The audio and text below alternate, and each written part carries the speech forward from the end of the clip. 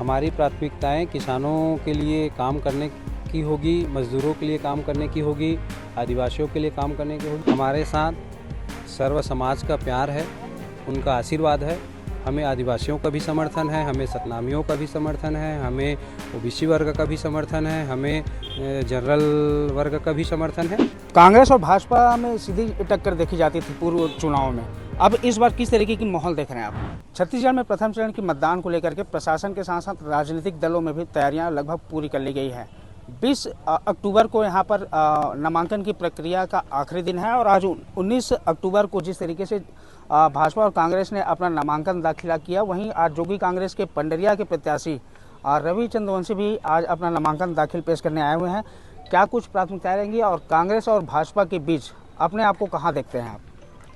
हमारी प्राथमिकताएं किसानों के लिए काम करने की होगी, मज़दूरों के लिए काम करने की होगी, आदिवासियों के लिए काम करने की होगी। हमारा विधानसभा प्रत्याशी के रूप में एक सोच है कि यदि हम चुनाव जीत के आते हैं तो हम सिर्फ क्षेत्र के जो मुद्दे हैं उस पर काम करेंगे और लोगों को उस मुद्दों से जिनकी वो समस्याएं हैं उनको समाधान करने का प्रयास करेंगे।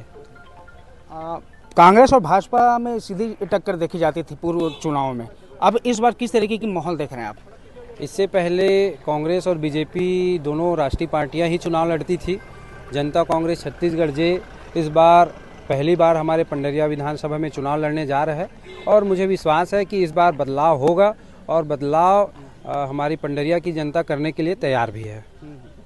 भाजपा ने जहां भावना बोहरा को उतारा है, कांग्रेस से पूर्व जिलाध्यक्ष नीलकंठ चंद्रवंशी को उतारा है, ऐसे में समाज के साथ साथ जो सभी तबके के लोग हैं, सभी वर्ग के लोग हैं, उसको वोट बैंक की नज़रिए से देखा जाए तो किस ओर ज़्यादा झुकाव देख रहे हैं आप?